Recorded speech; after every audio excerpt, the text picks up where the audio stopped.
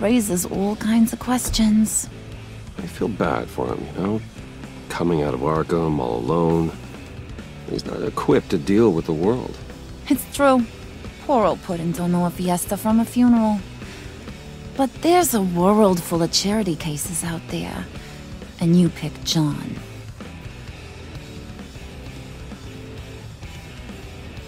You got that look in your eye, the kind that says you're trouble. And I only like trouble when I'm the one causing it. You got a good reason why I should trust you? 'Cause I sure as hell can't see one. After all, you're a squeaky clean favored son of Gotham. How am I supposed to believe you won't run to the cops the first chance you get? You shouldn't. You can't trust anyone. Not in our line of work. Ain't that the truth? Hello, welcome back to another video, and today we're going to be talking about episode 2 of Batman the Telltale series, season 2, which is called The Enemy Within. So, the second episode of this series is called The Pact, and one of the most interesting aspects of the Telltale series, as I've said in the other review, and I will probably say throughout all 5 episode reviews of this season, is that they're taking the Batman mythos and they're flipping it on its head. They're doing different things with different characters. They're changing relationships and that kind of stuff. And once again, they stay true to that by changing a major thing here in season 2. And I have to say it's really well done, and it's a breath of fresh air for a particular character. We will get to it. I will warn you, there are going to be spoilers throughout this video. I'm not going to spoil the entire episode or anything like that, but in order to talk about it at length, I do have to spoil a couple things about it. So if you don't want to know any more about it, I will tell you straight up right now, I'm giving this game an A-, or I'm giving this episode specifically an A-. I realized when I went back and looked at my first video on this series that I did not give it a letter grade. I just gave it 2 thumbs up. So obviously this episode opens up after the fallout of the last episode and some of the events that happened, which I don't want to discuss that, but they killed 2 major prominent Batman characters, and I'm happy to report this episode they don't do that. You know, that was the one thing I was kind of worried about by opening the last episode was, oh, if they keep just killing Batman characters, there's gonna be nobody left. And thankfully they don't do that here. However, they do introduce some new villains here. Not new villains in the sense of Batman new villains, but new villains to this universe. So the first villain we get introduced to in episode 2 here is Telltale's version of Bane. I actually really like this version of Bane. He's very similar to the comics. The only difference here is they gave him a dorky goatee that I don't really think looks particularly great. However, putting that aside, he's very much like he is in the comic books. They're going along with that very well. I think the voice actor that's, voicing him is doing a really good job. I didn't look up the voice actor names ahead of time of doing this review, but I think he does a very good job. I like what they did with it. I like that they're going the Venom route instead of what they did in The Dark Knight Rises, so that's pretty cool. I like his character overall in here, and he fits into a bigger picture, which the bigger picture of this season is very well revealed to the player in this episode. So, obviously we have to talk about the big part of this episode, and that is Harley Quinn. Yes, Harley Quinn has finally made her first appearance in the Telltale series, and there's a major twist with her. They've taken a character that has predominantly been the same for the last 20 years, and they've finally done something new with her. That was my big problem, especially lately. I feel like the character of Harley Quinn has become rather stale. She's just the same old, over-sexualized character that we keep seeing over and over again in the comics, in the Suicide Squad movie. It's all been the same, and here they flip her character on its head by having her be in the relationship with the John Doe, aka the Joker, and rather than the Joker be the one that has whole Stockholm Syndrome. The Stockholm Syndrome relationship that these 2 characters have is still very well present. However, it is very much apparent that Harley Quinn wears the pants in this relationship in this version and not the other way around. So our character of John Doe, he's kind of the one that's getting pushed around in the relationship, and Harley's the one that's calling the shots. I find this a very, not only refreshing take on the character of Harley Quinn, but it adds a layer of depth that you just never see to this character. As I said before, every time she's presented in, even the most recent movie like Suicide Squad or in the comics, she's always perceived as just, oh, that's Joker's girlfriend, she's kind of crazy. And here she's portrayed more of running this entire game. She actually is running the operations and everything that's going on. Now, this whole episode takes place with Bruce Wayne is going undercover to work with the character of John Doe and with Harley Quinn and stuff, and he's trying to get in that way into their relationship. It reminds me of that great Batman animated series episode where he goes undercover in that whole coal mining rig, where it's an episode there's hardly almost no Batman in that entire episode, and it was such a different episode for a kids animated show, although that show excels way beyond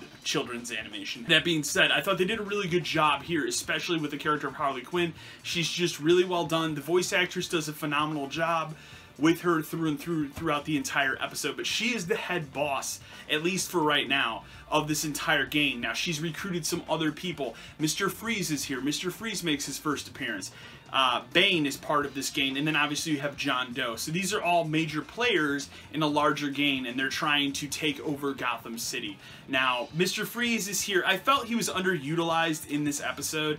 That would be my only complaint. However, this episode is also on the shorter side. This one took me about an hour and a half, so they definitely took the 2.5 hour first episode and shortened this one a little bit. That's fine. I wasn't put down by it at all. However, because of that, I felt like they could have added a little more to Mr. Freeze's character. He's still the same. He's still, you know, has his wife. I feel like obviously his wife they don't actually show his wife in this episode, but that's the whole premise is, you know, his wife is frozen. He's trying to find a cure for her cancer.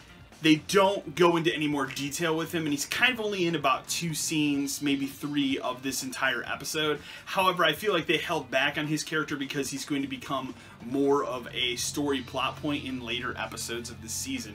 Bane is kind of more front and center in this episode. There's a couple really great sequences with him. Once again, they put Bruce Wayne in these situations where he has to make some very difficult decisions. As the player, you have to make some pretty tough decisions. I didn't feel any of the decisions were as tough as episode 1 in terms of how, you know, Batman would respond to a situation, but I enjoyed it for what it was, and I think once again this is another pin in a great franchise. I really love the first season of this game, and I'm loving this season even more. You still have the dynamic between Commissioner Gordon and Amanda Waller, so you have these two characters that are at odds with each other, and it's very apparent that throughout this entire season you're going to have to make many decisions based on who you trust. Are you going to trust Gordon? Are you going to trust Amanda Waller? And you have to kind of ride that thin line between the both of them. I definitely made some decisions in this episode that went against decisions I made in the previous episode. That's always a problem with Telltale games when you play each episode as it releases,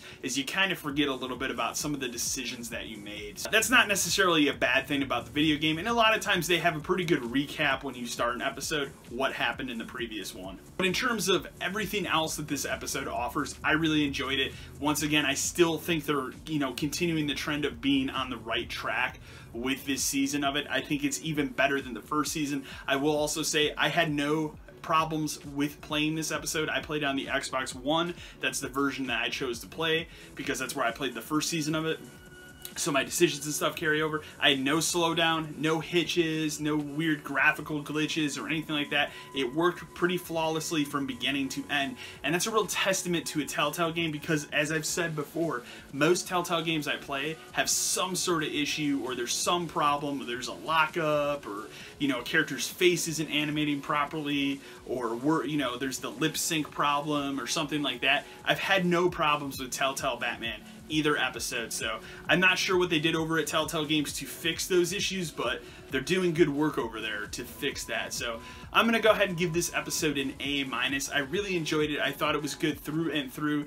Again, you know, it's the kind of thing where if you're gonna sit down and you're gonna play this game, you're not gonna just play one episode and be done, unless you absolutely hate it. But I can't imagine anybody sitting down and absolutely hating this game after playing the first episode. However, if you have not played the first season of Batman Telltale, I highly recommend you go out and you play that. I think you can download the first episode of both of these seasons for free right now. I highly recommend you do this. This is some top-notch Batman writing that I think even rivals some of the current storylines in the comics that is going on right now. It's just such a different and interesting and unique take on Batman, while still not messing with it so much that it doesn't feel like Batman. This feels like a true Batman story, but it feels like it's set in a different universe, and a universe that is its own. So, and that's what I've enjoyed about these Telltale Batman episodes from beginning until where we are right now. Anyways, I'm not sure when episode 3, 4, and 5 are supposed to hit. You know, last year these episodes all hit throughout the fall, and they were done before the end of the year. I imagine that's what Telltale wants to do with this season as well, is have it done before the end of December. I'm sure that's what they're going to end up doing, but again, if you haven't dived in yet, even if you haven't played the first season, go play the first season and dive in on this. This is an excellent story, and as someone who's a majorly lapsed Telltale Games fan, I haven't even played season 3 of The Walking Dead yet. I don't know if I have an interest to continue that story, but this has kind of reignited my passion for the Telltale games, and when they can fire on all cylinders, they're really excellent and they really stand out. So A- for Batman Telltale episode 2 of season 2.